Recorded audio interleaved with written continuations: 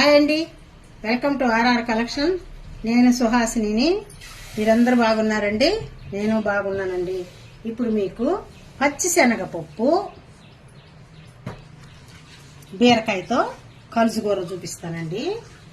ఇప్పుడు ఈ పచ్చిశనగపప్పు ఈ గ్లాస్ తోటి 2 గ్లాసులు పచ్చిశనగపప్పు ముందుగా 1 గంట సేపు ముందుగా కడిగి నానబెట్టుకున్నానండి.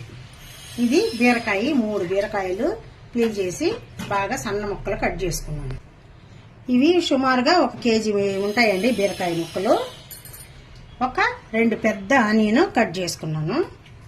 4 టమాటాలు కట్ చేసుకొని ముక్కలు కట్ చేసి పెట్టుకున్నాను. కొంచెం కరివేపాకు, 3 పచ్చిమిర్చి, 3 ఎండుమిర్చి తీసుకున్నాను. ఇప్పుడు ముందుగా కుక్కర్లో మనము ఈ కడిగి పెట్టుకున్న పచ్చిశనగపప్పు అంతా పోసేద్దామండి.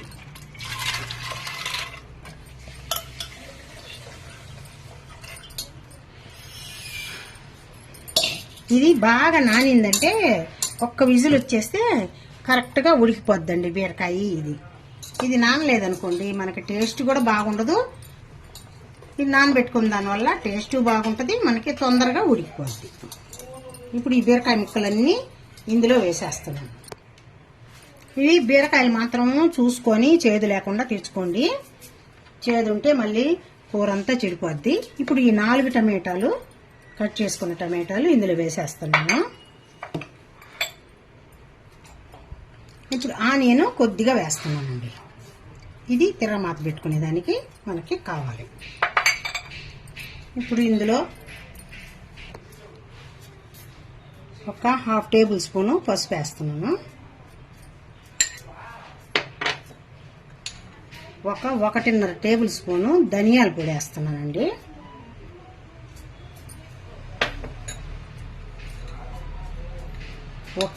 2 టేబుల్ స్పూన్లు కారం వేస్తున్నాను.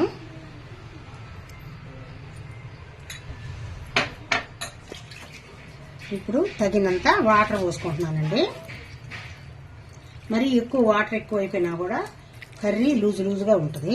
అందువల్ల కరెక్ట్గా ఒక గ్లాస్ కానీ 1.5 గ్లాస్ కానీ, క్వాంటిటీ ఎక్కువ ఉంది కాబట్టి 1 గ్లాస్ పోసాను.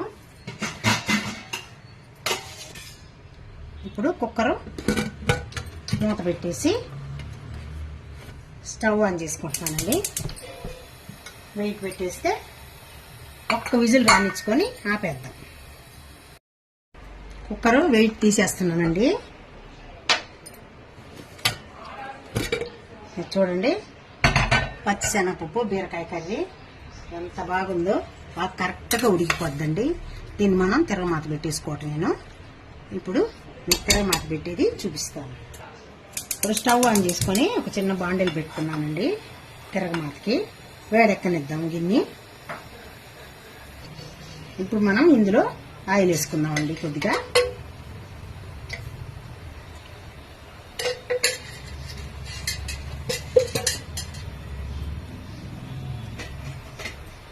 ఈ ఆయిల్ని వేడెక్కనిద్దాం.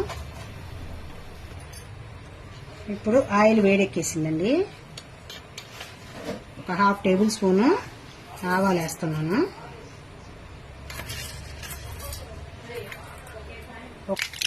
ఆవాలు చిప్పట్లాడినాయండి. 1/4 టేబుల్ స్పూను జీలకర్ర, 1/4 టేబుల్ స్పూను మినపప్పు, 1/4 టేబుల్ స్పూను పచ్చిశనగపప్పు వేసేస్తాను.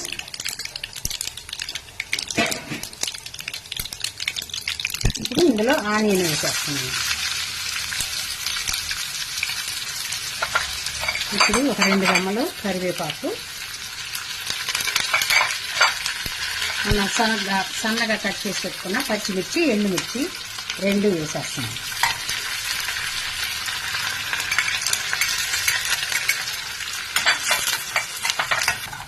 ఈ పోపు దినుసులన్నీ, ఈ ఆనియన్ అన్నీ బాగా వేగిపోయినాయండి.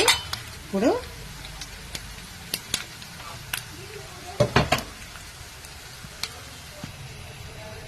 మనం ఈ కుక్కర్లోకి ఈ పోపు దినుసులంతా లాగేసుకున్నాము.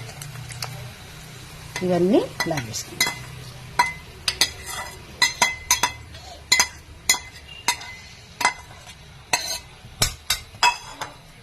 ఇప్పుడు దీన్ని కలిపి ఒక్క సెకండు అలా కలపలా ఉడుకొని వచ్చామంటే మనం సర్వింగ్ బౌల్లో తీసుకొని సర్వ్ చేసుకోవటమేనండి. ఇలా కలిపేసి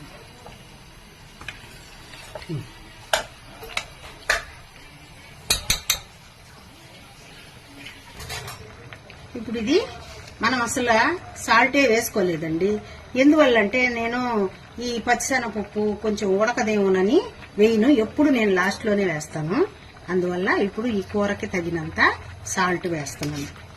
1.5 టేబుల్ స్పూను వేసుకుంటున్నాను.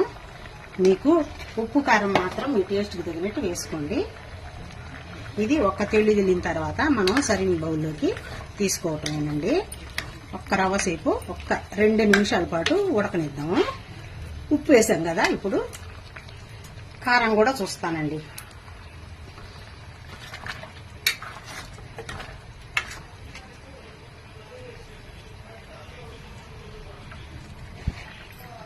ఇప్పుడు ఉప్పు కారం చూసుకుంటామండి.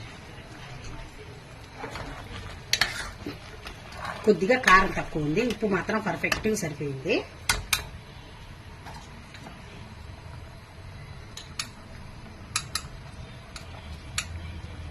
ఒక 1/2 టేబుల్ స్పూన్ వేస్తున్నానండి.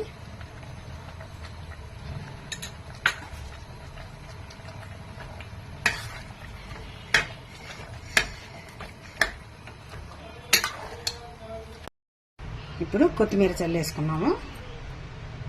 దీన్ని ఇంకా సర్వింగ్ బౌల్లోకి తీసేసుకోవడమేనండి.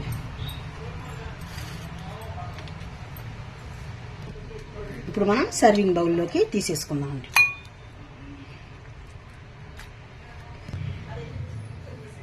ఈ కర్రీ గనక మీకు అందరికి నచ్చినట్టయితే లైక్ చేయండి, షేర్ చేయండి, సబ్స్క్రైబ్ చేయండి.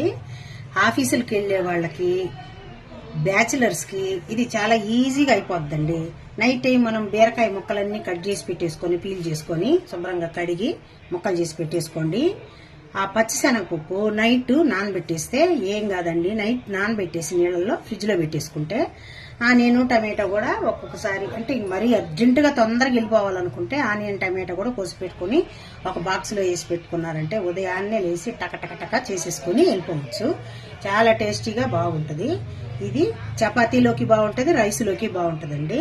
చాలా మంచి హెల్తీ ఫుడ్ అండి ఇది. మీరందరూ తప్పకుండా ట్రై చేయండి. బాయ్ అండి. నెక్స్ట్ ఇంకో మంచి వీడియోతో కలుస్తాను. నా వీడియో లాస్ట్ వరకు మీరందరూ చూసినందుకు థ్యాంక్ యూ అండి.